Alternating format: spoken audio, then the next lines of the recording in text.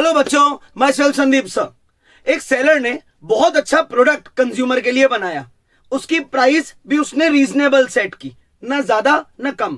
बहुत अच्छा channel of distribution भी चूज कर लिया, यानी किस तरीके से वो कंज्यूमर तक प्रोडक्ट को पहुंचाएगा ये भी डिसाइड हो गया। एक चीज में मात खा गया, कंज्यूमर को बताना ही भूल गया कि मैंने तुम्हारे लिए इतनी मेहनत की है, मैंने तुम्हारे लिए इतना अच्छा प्रोडक्ट डिजाइन किया है। तो ऐसे अच्छे से सेलर की अपन आज मदद करेंगे, यानी उसे गुड को प्रमोट करना सिखाएंगे इन चारों तरीकों के थ्रू। सबसे पहले अपन प्रमोशन का मतलब समझते हैं।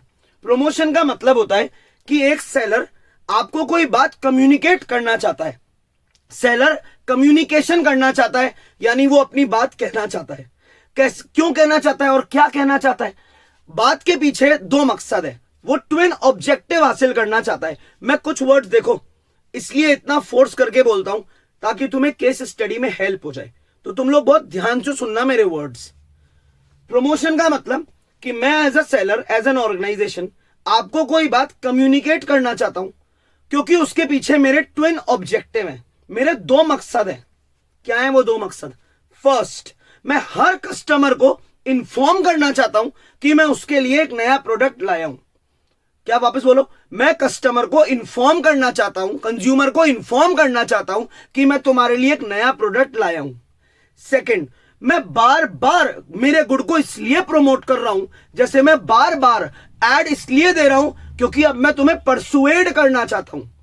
परसुएड यानी तुम पे एक इनडायरेक्ट प्रेशर डालना चाहता हूं, तुम्हारे दिमाग में मेरा एड, तुम्हें रट जाए मेरा एड, कि तुम एक बार कैसे भी करके फोर्स कन्विंस हो जाओ, बस कन्विंस कि एक बार तो यार इसका प्रोडक्ट ट्राई करके देखें, कुछ तो होगा इस प्रोडक्ट में। तो दो बात करना चाहता हूं मैं, इसे बोलते हैं ट्विन ऑब्जेक्टिव। पहली चीज, मैं इंफॉर्म करना चाहता हूं about a new product. Second, मैं तुम्हें परसुएड करना चाहता हूं कि यार एक बार तो प्लीज मेरा प्रोडक्ट बाय कर लो। अब आगे नेक्स्ट अपन पढ़ेंगे प्रमोशन मिक्स का क्या मतलब होता है। बताओ, प्रमोशन मिक्स मतलब कि मैंने एज अ सेलर मेरे जितने भी प्रमोशनल टूल्स हैं, जो कि 4 है, जो अपन इस चैप्टर में भी पढ़ेंगे, मैंने मेरे सारे प्रमोशनल टूल्स, बोलो, मैंने मेरे सारे प्रमोशनल टूल्स अप्लाई कर दिए ताकि मैं आपको कोई बात कम्युनिकेट कर सकूं। फिर ये तो वही बात आ गई जो भी बोली थी। हाँ, तो यही तो है इसका मतलब, सेम ही तो है मतलब। प्रमोशन मिक्स में क्या लिखोगे? बोलो, it refers to applying all promotional tools ताकि मैं मेरा कम्युनिकेशन ऑब्जेक्टिव पूरा कर लूं।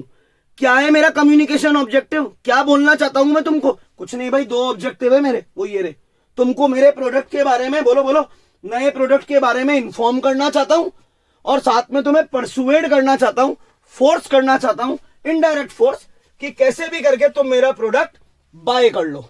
ये जो मैंने यहाँ डैश डैश डैश लिखा है ना, इसमें आप ये दोनों पॉइंट्स रिपीट करना, ठीक है? ये दोनों चीजें यहां वापस आएगी। एक बार आप इतना तो स्क्रीनशॉट ले लो। अब देखो बच्चों, पता है मैंने देखा है कि कई जगह ऐसे होता है बाय 1 गेट 1 फ्री। कई जगह कोई लकी ड्रॉ चल रहा है, कोई अपने गुड को फ्री में दे रहा है, free sample.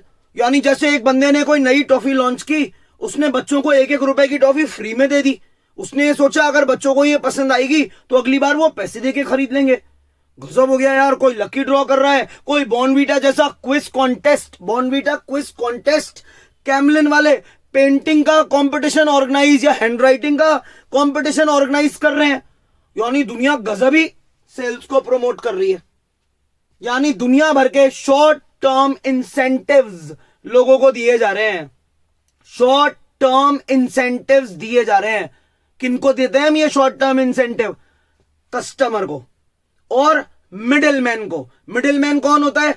Distributor, wholesaler, retailer और हमारे सेल्समैन को।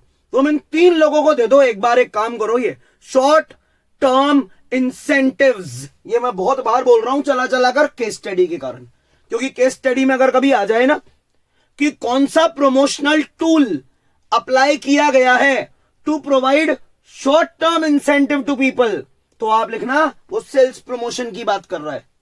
सेल्स प्रमोशन कितने लोगों को दिया जाता है? 3। हम लोगों को, एक तो जो कि कंज्यूमर है, हमको क्या क्या देता है सेलर? जैसे फ्री सैंपल जो भी मैंने पढ़ाया, जैसे डिस्काउंट, और भी टूल्स है जो भी मैं बता दूंगा, और देता है मिडिलमैन को। मिडिलमैन कौन होते हैं? बोलो बोलो, ऐसे बोल नहीं हो ना, लर्न ही नहीं होगा एक बार में देखने से तो कुछ। मिडिलमैन कौन होते हैं? Distributor, wholesaler, retailer.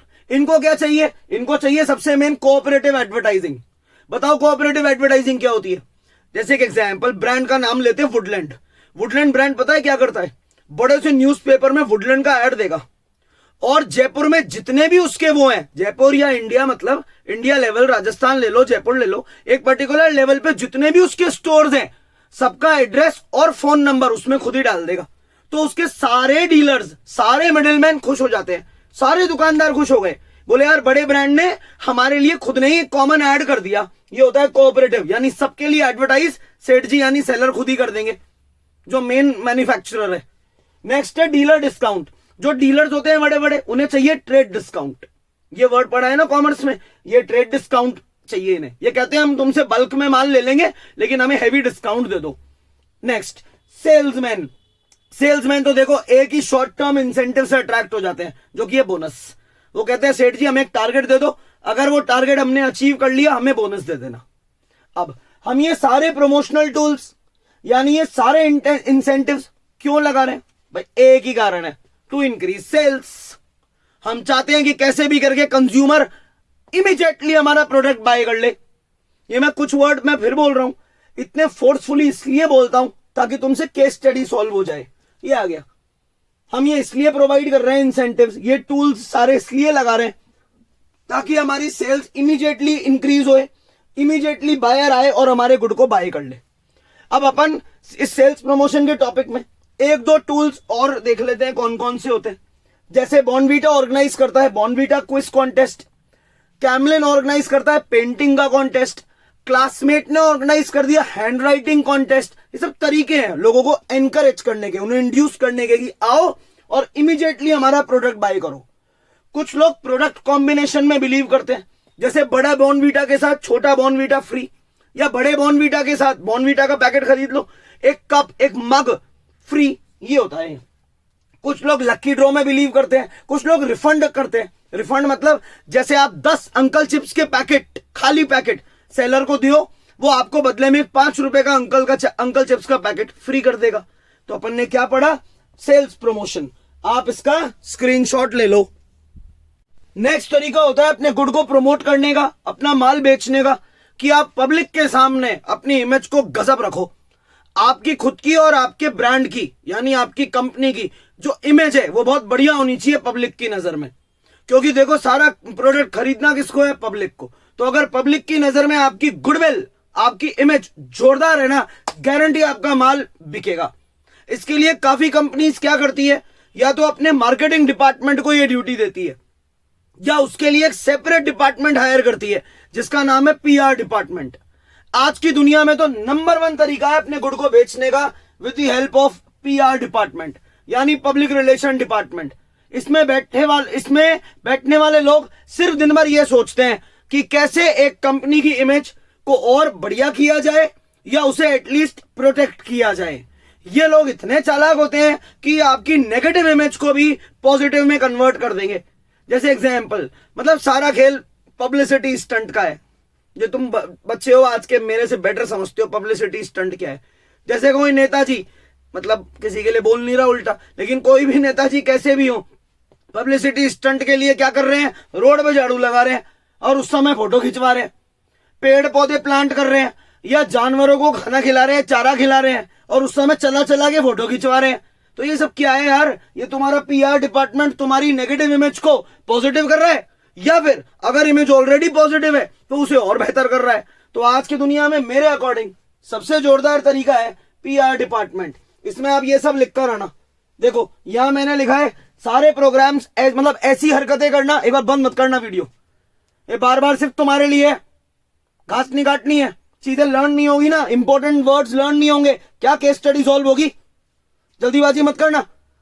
Public relation का पहला काम दुनिया भर के प्रोग्राम्स कंडक्ट करना जिससे कंपनी की इमेज, कंपनी की गुडविल पब्लिक की नजर में या तो बढ़े या एटलीस्ट हम उसे प्रोटेक्ट कर पाए। नेगेटिव इमेज को पॉजिटिव में कन्वर्ट करना, यह काम कंपनी का या तो मार्केटिंग डिपार्टमेंट खुद कर लेता है या हम इसके लिए एक अलग से पीआर डिपार्टमेंट हायर करते हैं। वो हमें बोलता है कि क्यों नहीं आप कंट्रीब्यूट करते, मतलब कंट्रीब्यूट करो, क्या कंट्रीब्यूट करो? अपना समय और अपना पैसा सोशल कॉजेस में। शोबाजी करो, पब्लिसिटी स्टंट है ये। जैसे एनवायरमेंट, जो मैंने अभी बोला, झाड़ू लगा रहे हो, पेड़ पौधे लगा रहे हो। वाइल्ड लाइफ, जानवरों को खाना खिला रहे हो। एजुकेशन, जैसे आपने चलाकर शो करा कि देखो हम तो इतने बच्चों की पढ़ाई स्पॉन्सर करते हैं, हम उसके लिए उनकी स्कूल फीस डोनेट करते हैं। किसी स्कूल में चले जाना, गरीबों, मतलब ऐसा स्कूल जहां पे वो बच्चे पढ़ते हैं जो इतनी फीस अफोर्ड नहीं कर सकते, उस स्कूल जाना और वहां पे स्टेशनरी दान कर दी, लेकिन फोटो जरूर खिंचाएंगे क्योंकि उनके पीआर डिपार्टमेंट ने कहा है कि इससे आपकी इमेज बढ़ जाएगी। स्पॉन्सर करना, जैसे अभी आईपीएल होने वाला है तो कोई ना कोई तो ब्रांड होगा ना जो आईपीएल को स्पॉन्सर करेगा। समझ आ गया?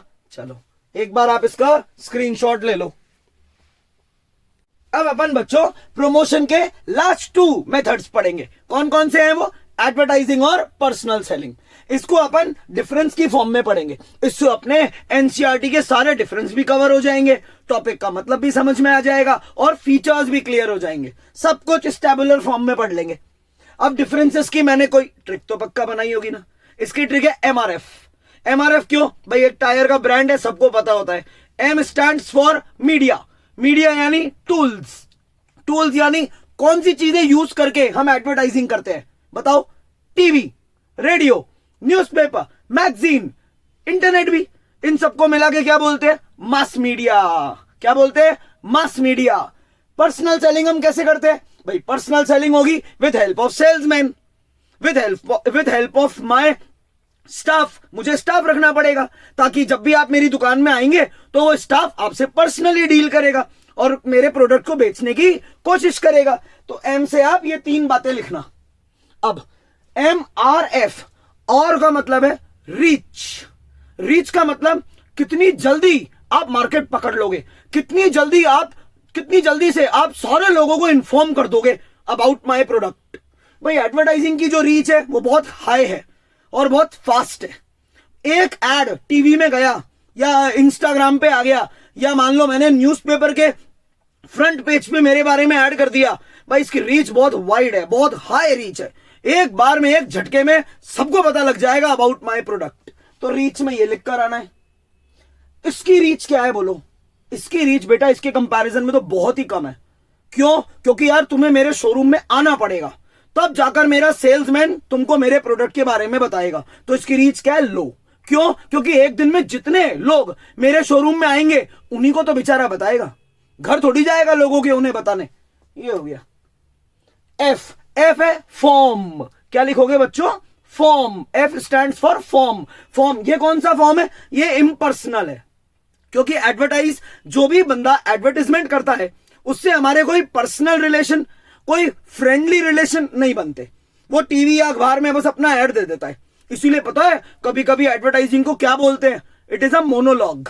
क्या बोलते हैं बोलो? बहुत बार आया हुआ है ये मोनोलॉग। मोनोलॉग यानी एक आदमी बोलेगा, अपनी बात कहेगा, बाकी जनता चुपचाप उसका ऐड देख लेगी। तो इसमें क्या लिखोगे? Impersonal form. इम्पर्सनल, कोई फ्रेंडली रिलेशन नहीं बनेंगे अपने इस एडवर्टाइजिंग करने वाले बंदे से। पर्सनल सेलिंग क्या है बोलो? It is a personal form, क्योंकि जो सेल्समैन है उससे हमारे कभी कभी बहुत अच्छे फ्रेंडली रिलेशंस बन जाते हैं। कुछ सेल्समैन तो इतने प्यारे होते हैं, इतने चार्मिंग होते हैं कि उनके नेचर के चक्कर में ही हम बार बार उनकी दुकान से शॉपिंग करते हैं। ये है ये अपना फॉर्म तीनों में। तो क्या पढ़ा? एक बार भगाना नहीं वीडियो, रुको, तुम्हारे लिए बार बार बोलता हूं। डिफरेंसेस है MRF. M media, R reach, F form. हाँ, अब एक बार इतना तो स्क्रीनशॉट लो। अब ये जो एमआरएफ का टायर है ना, ये तो बहुत लंबा चलेगा, क्योंकि जो अगली 3 ट्रिक है वो भी एमआरएफ ही है। ठीक है। अब एम से इस बार क्या है? मेथड। क्या है बेटा? मेथड। मेथड में क्या होता है सुनो। जब भी मैंने एक न्यूज़पेपर में मान लो एक ऐड दिया, तो ये तो हो नहीं सकता ना तुम्हारे लिए कुछ अलग ऐड दे दूं, दूसरे बंदे के लिए दूसरा ऐड दे दूं। भाई ये तो कॉमन ऐड जाएगा सबके लिए। जब भी टीवी में कोई ऐड दिया जाता है, यूट्यूब में, इंस्टाग्राम में कोई ऐड दिया जाता है, सबके लिए सेम होता है। तो इसको बोलते हैं स्टैंडर्डाइज्ड। बोलो, स्टैंडर्डाइज्ड यानी same message is sent for everyone. हम तो हर कस्टमर के लिए सेम मैसेज, सेम ऐड चला देते हैं। ये लिखना है इसमें मेथड में। लेकिन पर्सनल सेलिंग, इसमें ऐसा नहीं होता। इसमें क्या होता है, जो सेल्समैन है ना, वो सबसे पहले आपको देखता है, आपको देख के वो अंदाजा लगा लेता है इसका आपके बैकग्राउंड का, आपकी फाइनेंशियल स्थिति का और आपकी जरूरत का कि आपको क्या चाहिए। फिर उस अकॉर्डिंग वो अपनी बातचीत एडजस्ट करता है, उस अकॉर्डिंग वो आपको प्रोडक्ट दिखाना चालू करता है। तो इसमें सबको सेम मैसेज प्रोवाइड होता है, इसमें डिफरेंट। इसमें वापस एक बार लर्न करते हैं ना, इसमें सेल्समैन क्या करता है, प्रोडक्ट जो भी दिखाएगा या जो भी आपसे बातचीत करेगा वो करेगा according to your background and your need. ठीक है, तो ये सबके लिए सेम, ये जैसा बंदा वैसी बात। ये लिखिए ना, क्या चला रहे हैं भाई, MRF। एम क्या था, मेथड। अब आर से क्या आने वाला है, बोलो रोल। ये बहुत इंपॉर्टेंट है, जितने भी डिफरेंस है ना उनमें ये रोल बहुत इंपॉर्टेंट है। एनसीईआरटी का पॉइंट है, इग्नोर नहीं मारना। एडवर्टाइजिंग का रोल क्या है भाई, एडवर्टाइजिंग क्यों की जाती है यार, एक बार तुमने ऐड दे दिया टीवी में, दिमाग सड़ा देते हैं, फिर दोबारा वही ऐड, फिर वापस वही ऐड, फिर वापस रिपीटेटिव मोड पे वो ऐड बार बार हमारे माइंड को स्ट्राइक करता है। क्यों, अरे क्योंकि वो आपको परसुएड, इंड्यूस, अट्रैक्ट करना चाहते हैं। इनडायरेक्ट प्रेशर डाल रहे हैं वो तुम पे कि कैसे भी करके तुम उनका माल खरीदो। They are trying to build immense interest in you about their product. इतना इंटरेस्ट डेवलप कर देंगे खुद के प्रोडक्ट के बारे में बार बार ऐड दिखा के कि साला नहीं भी जरूरत हो ना तो अपन एक बार तो उस चीज को ले ले। जैसे कोई गंजे आदमी को, मतलब सॉरी यार उल्टे हुए मत लेना, गंजे आदमी को भी गंगा बेच दे। समझ में आ रहा है, इतनी ये होती है ऐड की पावर। इतनी बार ऐड दिखा दिया। ये लिखना आप इसमें, किसमें, रोल में। ये रहा बता दिया मैंने ये। अब पर्सनल सेलिंग का क्या रोल है, देखो पर्सनल सेलिंग क्या करता है, ध्यान से सुनना तुम। पर्सनल सेलर, जो सेल्समैन होते हैं बड़े चालाक होते हैं। मान लो ये होता भी होगा, देखना जो मैं बोलूंगा ना तुम्हारे साथ कभी ना कभी हुआ भी होगा। तुम माइंडसेट बना के गए थे कि मुझे तो OnePlus का फोन लेना है, मान लो OnePlus का फोन लेना है, लेकिन जब तुम डीलर के पास गए वहां पे एक चार्मिंग सा सेल्समैन आया, उसने तुम्हें Vivo का फोन चिपका दिया।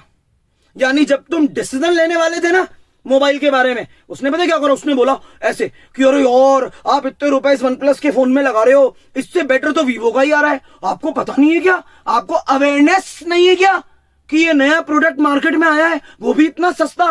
तो सेल्समैन कब जरूरत है बताओ, इसका रोल क्या है, it creates awareness, he creates, बोलो he creates awareness at time of decision making. जब भी हम फाइनल डिसीजन ले रहे होते हैं उस समय वो हो सकता है कोई नया प्रोडक्ट, सच में भी कभी कभी सेल्समैन बहुत अच्छे होते हैं, कुछ प्रोडक्ट सच में ही इतने बढ़िया आते हैं, बढ़िया यार हमने कहा थैंक यू कि तूने मुझे अवेयर कर दिया, मैंने कम पैसों में OnePlus से भी बेटर फोन ले लिया। तो इसके रोल में ये लिखना, useful at awareness stage of decision making. यानी जब मैं फाइनल डिसीजन लेने वाला था, थैंक यू यार तूने मुझे इससे भी बेटर और सस्ते प्रोडक्ट के बारे में अवेयर कर दिया। डन। MRF में F क्या है, फ्लेक्सिबिलिटी। फ्लेक्सिबिलिटी मतलब क्या एडवर्टाइजिंग चेंज करना इजी है भाई, ये अभी तो पढ़ा है ये रहा, नहीं भाई पॉसिबल नहीं है। तो फ्लेक्सिबिलिटी में अपन क्या लिखेंगे एडवर्टाइजिंग के बारे में, भाई तुम बहुत इनफ्लेक्सिबल हो, तुम रिजिड हो। एक बनाया हुआ एड, एक बार टीवी पे जो एड चला गया, एक बार जो भास्कर में एड चला गया, उसको अब भाई चेंज करना बहुत मुश्किल है। तो क्या लिखेंगे, इनफ्लेक्सिबल। ये रहा, सबको सेम मैसेज देखना, सबको सेम मैसेज डिलीवर होगा तो it's inflexible. Personal selling definitely it is flexible. अभी तो पढ़ाया था, ये रहा, यही वापस यहीं पे यही लिखना है। एनसीईआरटी में मेरे गुरु हल्के में मत लेना, यहां लिखना फ्लेक्सिबल। क्यों, क्योंकि वो तुम्हारा बैकग्राउंड, तुम्हारा फाइनेंशियल स्टेटस, तुम्हारी नीड्स के अकॉर्डिंग खुद की बात को चेंज कर लेगा। तुम उसको बस बोल दो कि तुमको ये तुम्हारा बजट है, फिर उस अकॉर्डिंग वो चीजें तुमको दिखाना चालू कर देगा। तो इट इज फ्लेक्सिबल। यानी person to person this sales stock can be changed.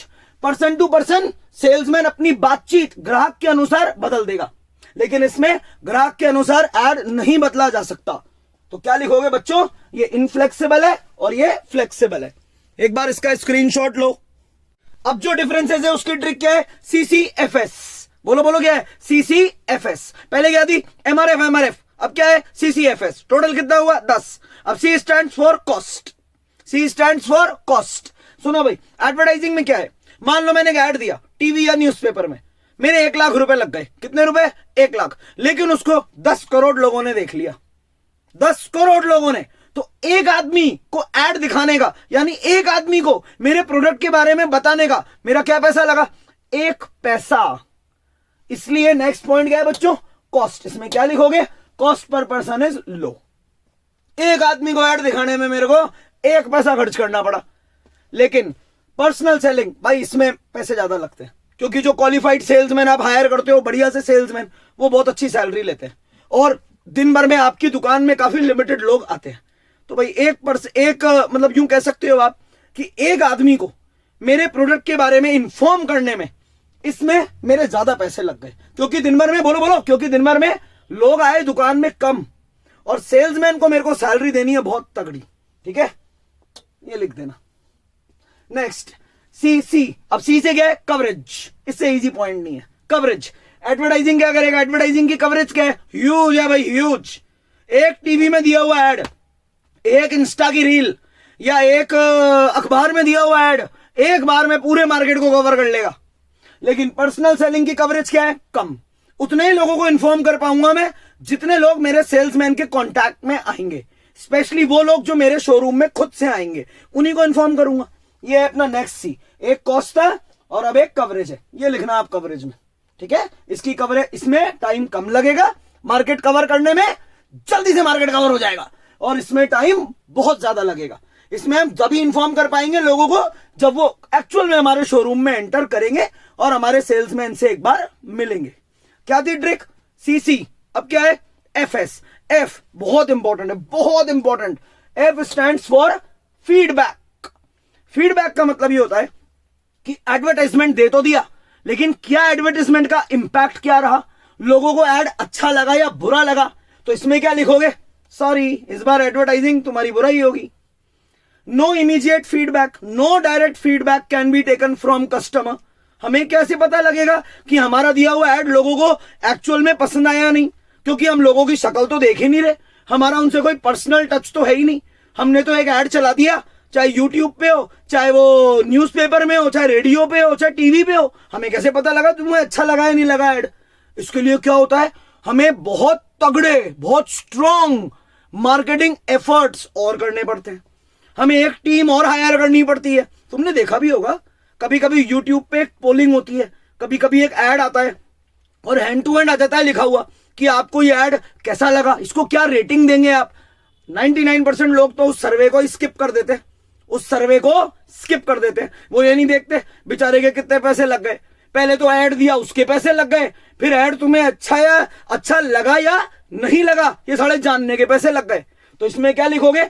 No direct and immediate feedback can be obtained from customer. No, it's not possible.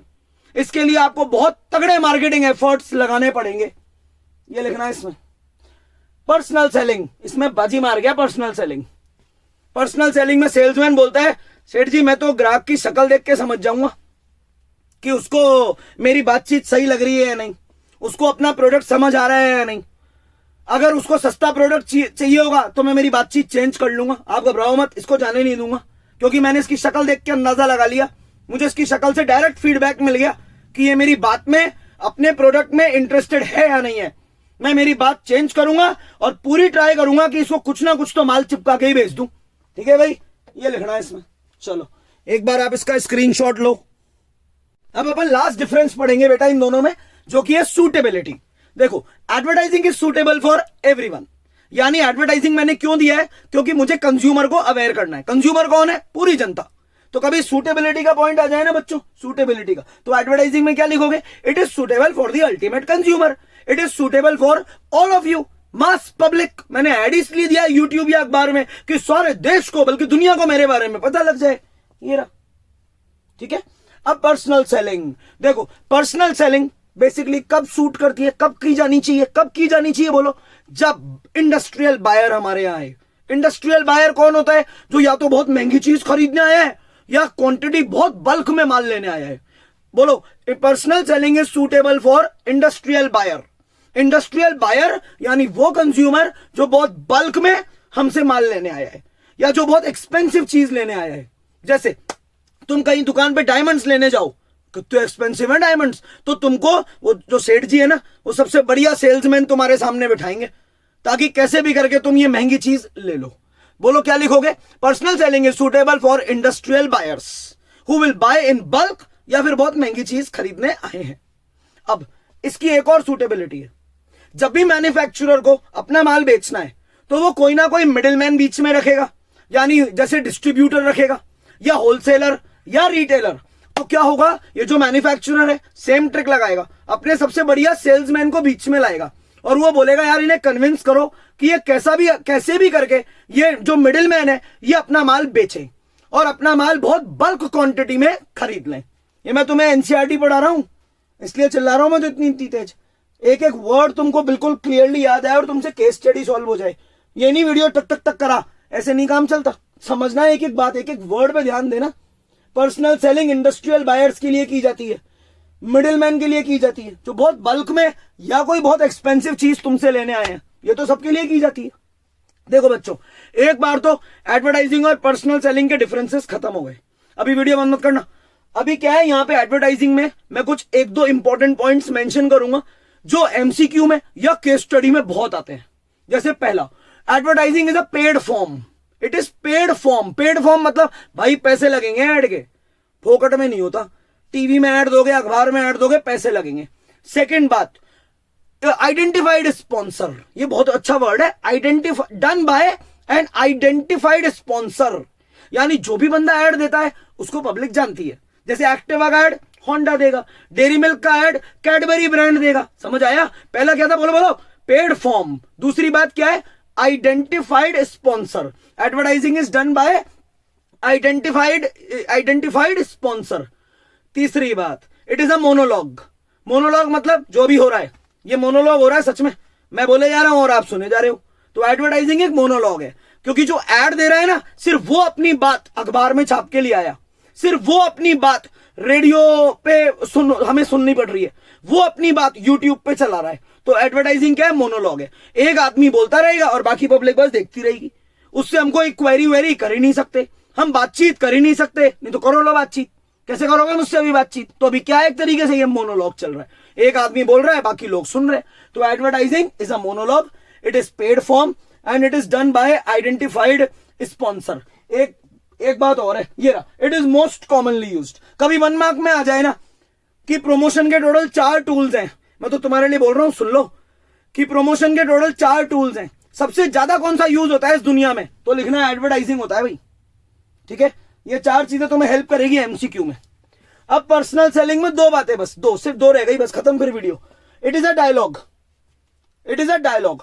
ये मोनोलॉग, ये रहा मोनोलॉग। यार मैं भी लिखने वाला हूं डायलॉग, ये देखो ये आ गया गुरुदेव, ये आ गया डायलॉग। क्योंकि बातचीत होती है, पर्सनल सेलिंग डायलॉग है, 2 व्यक्तियों के बीच में होती है। और एक बात और, ओरली होती है।